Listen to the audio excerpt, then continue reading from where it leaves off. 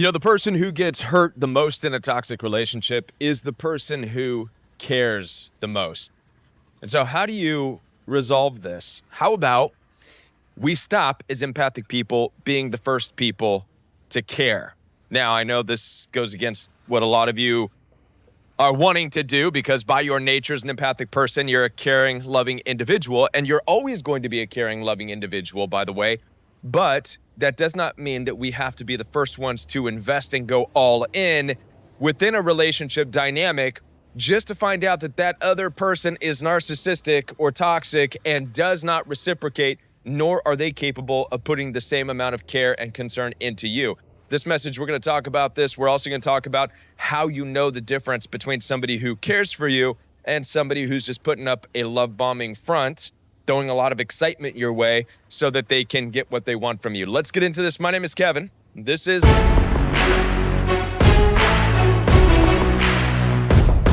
Before I get into this message, let me remind you that I'm here to support you. Down in the description box, right below this video, you'll find access for one-on-one appointments with me.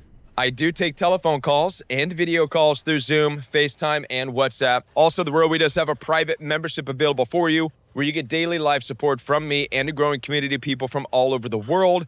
I do have Zoom calls once a week. We have fellowship once a week and so much more, all in the privacy of a members-only app. So head on down to the description box, get registered, become a Royal We member. Now let's get into when it comes to being an empathic person. Chances are you go into a relationship ready to care, ready to love, ready to give, and more power to you. It's a beautiful thing. It's an absolutely amazing thing. But oftentimes it's done prematurely, especially in an intimate relationship setting. It can be very premature to just go bulldozing into a relationship, give in all your love, give in all your joy without first making sure that it's going to be reciprocal. You fantasized the person. You've created a version of the person that's going to be worthy and deserving of all of your love. And who knows what you base this fantasy upon? Perhaps the way they look, perhaps they reminded you of your childhood television hero or whatever the case may be. But nonetheless, you've created a version of them almost instantaneously that deserves your love, your admiration, your giving, all that stuff, right? This is what leads ultimately to being hurt because it's premature going into the relationship, giving that much care. And by the way, I'm not going to limit it to just dating relationships. It definitely applies in family situations, whether it's in-laws or your blood relatives. You see, families can do the same thing. They invite you into their world and you feel as though you need to give everything that you've got to this family.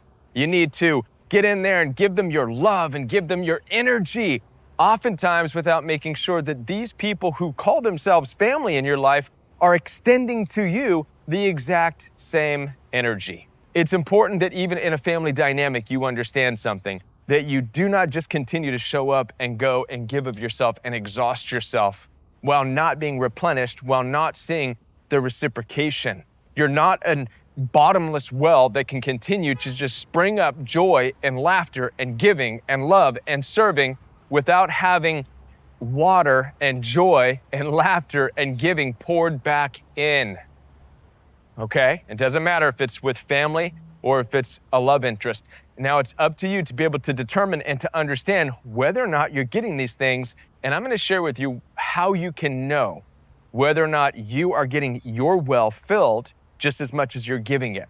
Ultimately, it comes down to a couple of things. One main thing that I want to share with you right now, and that is this, that be very, very cautious when people bring you into their world only to show you a good time, as opposed to getting involved in your world and experiencing a good time. They're inviting you out, they're doing great things, they're making these plans, they're bringing you into their world, showing you a good time. Now, as an empathic person, you're going to absorb that. You're going to feed off that energy. It's going to feel incredible. You're going to be like, oh my goodness, somebody loves me and somebody really is no. They're bringing you into their world. It's almost the same thing as like a wolf leading an animal into the den, right? It's like, it's the old carrot dangling off of a string routine. It's putting a carrot up on a stick with a box so the rabbit goes in, takes the carrot, and the stick falls out and the box falls on him. It's a trap. It's a trap. Basically, I'm just rambling on. Basically, it's a trap. That is how narcissistic people operate with the love bombing. And just because somebody brings you into their world and shows you a good time doesn't mean they care about you and love you. The way in which you're going to tell if somebody is interested in caring about you and loving you is by this. It's by their ability to get interested or to act interested in your life. It's not just about how they can sweep you off your feet and bring you and drag you into their world, show you a good time. No. I mean, that's one way of having a good time. And by the way, many of you, myself included, are fooled into believing that that's what it looks like when somebody cares about you. It's not. That's what it looks like when narcissistic people are love bombing you. They're bringing you into their excitement. They're already building up the image of themselves in your mind as being these great, amazing people. Meanwhile, what they're not doing is showing any interest in your life. So for example, when I was dealing with the narcissistic in-laws, they did a really good job of love bombing me, bringing me into their world, bringing me into the comfort of their home, their space, where they would play poker and invite me to play poker, play pool, drink together. Then the grandpa got me golf clubs, took me out golfing. Everything was centered around what they enjoyed doing, and they grabbed me into that, and I took the carrot, I took the bait, like the little bunny, went into the box, and the box closed in on me.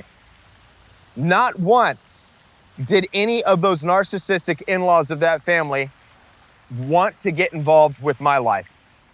And by the way, I'm not that boring of a person. I mean, I'm a worship leader, I play bass, I love to make video content, all kinds of stuff. Not a single time did any of those narcissistic in-laws say, "Hey, Kevin, what are you up to? Hey, Kevin, we'd like to come and see you on the worship team at church. What time are you playing? I mean, even though we don't really go to church, it'd be great to see you, right? Kevin, what are you up to this weekend? Do you have any plans? Can we come along? Like to spend some time with you." No. You see, it was always about just going and spending time doing what the narcissistic family wanted to do. It was their family dynamic. They set the rules. They set the plans. And I thought that was love. It wasn't love. And this is why it comes back to bite you right in the butt and ultimately kill you. This is what you have to be aware of. You see, when a narcissistic person fails to want to be involved in your life, what it does over time is it diminishes your own sense of self-worth, your own identity, your own confidence, if you will, because what you're going to discover is that the things that you do enjoy doing are not going to have any support. It's not going to have any validation. As a matter of fact, the narcissistic people are more than likely going to start to approach you and say, "Why are you doing that? That's stupid," as if you haven't been doing it. I remember when I was being active on the worship team and I actually took steps to make my own music, and I wanted to travel around to local churches at that point in my life and bring this new energy. It was kind of like an electronic dance type music. And I remember the narcissistic in-laws were like, "Does anybody even listen to that music? Like, who's into that?" And that's because they were all into butt rock and whatever else kind of music, you know, that suits their dirty, grungy beards and long hair and their drug addiction. I'm not trying to be judgmental, but that's what they thought music was, right? Squelching guitars and whatever. And that's fine. AC/DC type stuff. That's fine. But the fact that they were just giving me a hard time, and they're supposed to be family, as opposed to saying, "Hey, we'd love to be supportive of that. Let's go see what you're up to."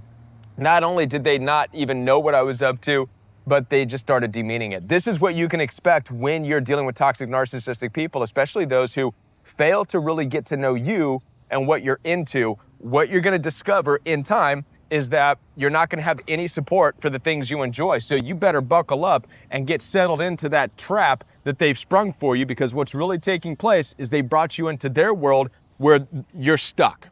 You're stuck in a narcissistic person's world where you will then serve them, love them, honor them, only acknowledge their parties, their greatness, the things that they enjoy doing, while you die, while you lose your identity, while the confidence in the things that you enjoy in life is just stripped from your bones, what kind of life is that? So this is why it's so important that when you meet anybody, family, friends, potential love interests, you make sure that they care about you, that they have a vested interest. They show a vested interest in your life just as much as you show one in theirs, that they show that they are supportive of your life just as much as you're ready to show you're supportive of theirs. Otherwise, you get into this relationship that becomes imbalanced. You're in their trap. You're in their world. Now then, and you suffer and die. But hang on, there's an important aspect to this that I can't leave out. Are you ready? The important aspect to this is this. It is super important that you understand what your dreams are, what your ambitions are, what it is you want out of life, what your goals are. As an empathic person, you should never again, from this moment going forward, never again put your wishes, dreams, and desires aside. You need to stand confident in these things and be able to share them. For the longest time, I struggled to share my dreams with other people. Even when I was playing bass on the worship team, I kept it on the down low. I was the type of guy of, I don't like to brag, I don't want to boast, I don't want to talk about what I do. And as a consequence, perhaps I didn't give people a fair opportunity to understand who I am. This, my friends, is what we have to stop. It's about time we step into who we are with confidence, be willing to share who we are with confidence, give other people the opportunity, whether it's family or friends or whomever, to join you on your adventures. And now watch this. If they don't want to, well then, there's your sign. If they don't want to, now you know they have no interest. And that's okay. So long as you're living your life, doing the things that you want to do, and in doing that, allowing then God to bring the people into your life who do want to share in your adventures, encourage you in your life. This, my friends, is how you're going to find people who aren't toxic. This, my friends, is how you're going to stay away from toxic people who only want to bring you into their world but have no desire to experience your world. I almost forgot to put on my Mario backpack. My son let me borrow it. Whew! Listen, I don't want you to take this message the wrong way. This isn't about you no longer caring as an empathic person. Obviously, you're an empath. You're going to care. You're going to invest. You're going to be loving. You're going to be kind.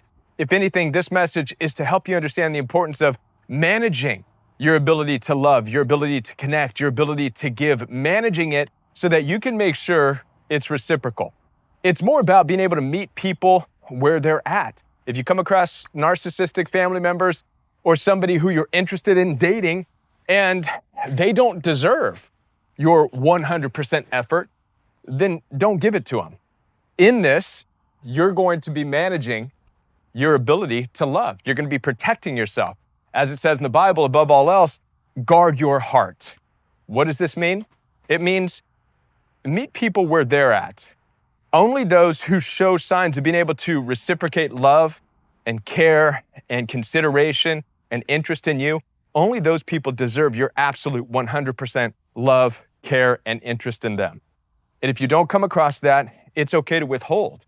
It's okay to meet them where they're at. Show them the same amount of interest in their life as they're showing in yours.